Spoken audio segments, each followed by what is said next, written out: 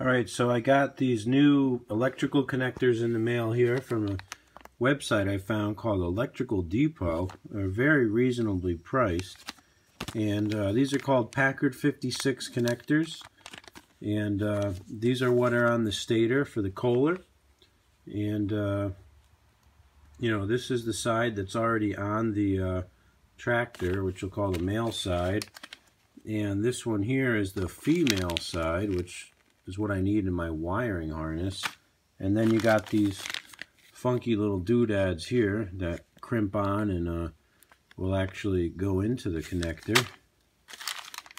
And these other ones here kind of have like a locking mechanism on there so they can't slide out. But yeah, so I got to crimp that on, and then we should hopefully have a charging system. Alright, so we're back here working on the stator hookup on the 432, and I got my plugs, and this is the Packard 56 connector, the female side, which will go over that, and then it has these two little pieces here which will interface into this side. And basically, I mean, what I got to do is just cut this wire here.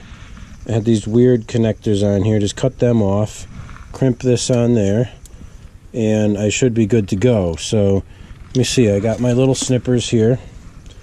So I'm gonna. This is kind of tough because I'm trying to keep these wires as long as possible. I hope that it's going to be long enough.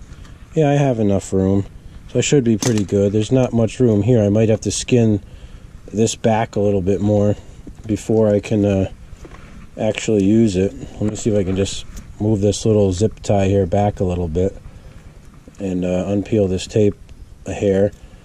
And oh look, there's a third wire in there. I have no idea what that's for. I think at some point in time this tractor was used with a breakerless ignition, which used totally different wiring. That's my theory here, at least. So let me see if I can't get these things on there. It's kind of a tough one. I've done this before, and the first couple times I did it, I totally ruined the connectors, and then I got better at it. And I like to solder these things. In fact, I might just do that here. Not sure.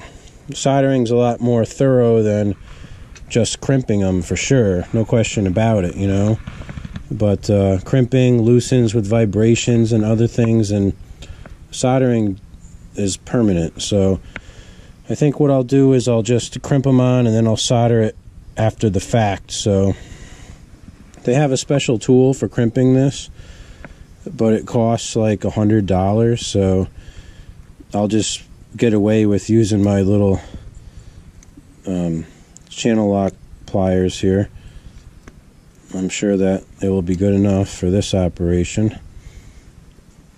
Let's see. And it's kind of an art to, you know, see it just fell out. Damn it. These things really are a pain in the butt. It's 14 gauge wire, and the actual terminals I got are designed for that gauge. So anyways, you get the idea. I'm not going to solder it on camera. I'll just do that off camera, but that will get it nice and secure, and then all you got to do is push those into this plug, and you should be all set. But I've been taking shortcuts, but this is a nice tractor, so it's not deserving of any shortcuts. So let's get this sucker on there and heat it up and see if we can drop some solder in this bad boy.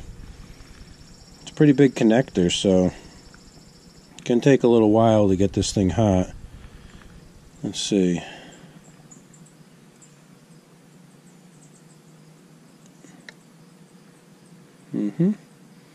My trusty old Weller soldering gun never fails me.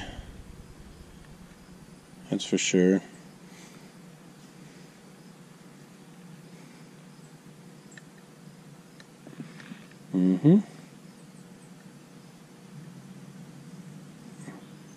Getting there.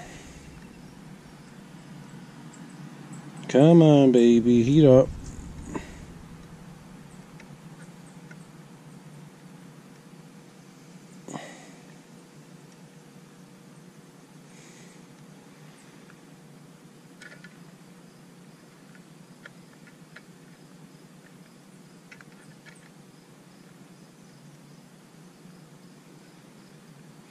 Smoke in here.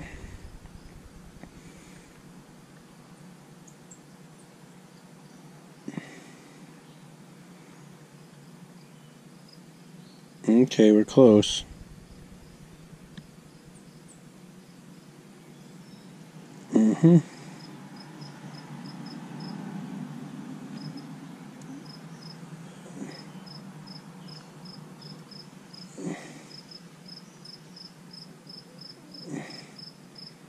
Doesn't help that this is an old piece of copper wire too. It just gets, you know, it's not as easy to solder as a nice new piece of wire would be.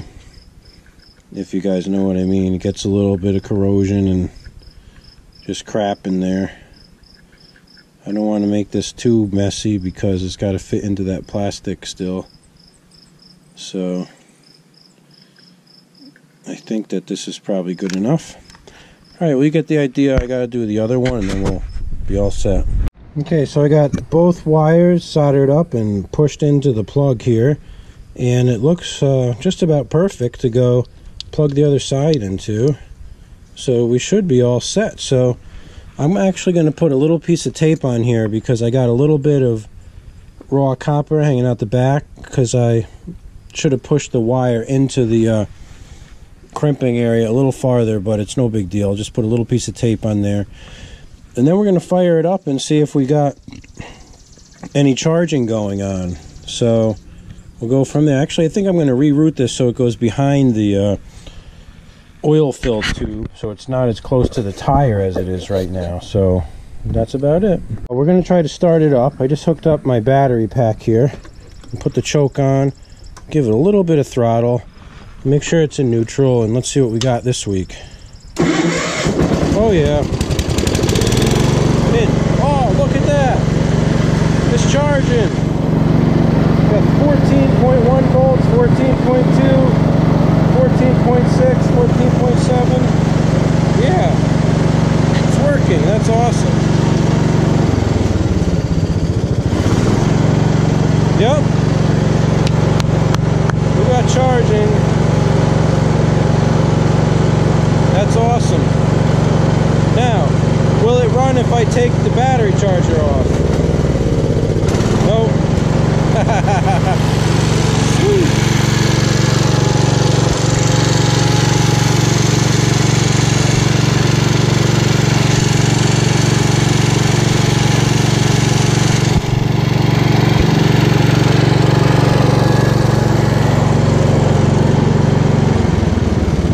Well, that's great news, guys. Great news. I really want to hook up a mower deck to this thing. I think that's going to be my next move.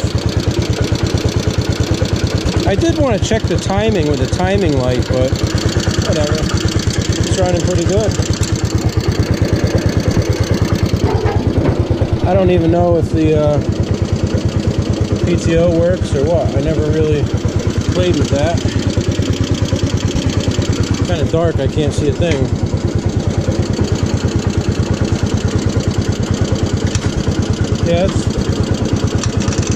Yeah, it's turning. Yeah, we got 13.2 in idle, so that's cool. And then let's see if we hit the gas. You see it start coming up.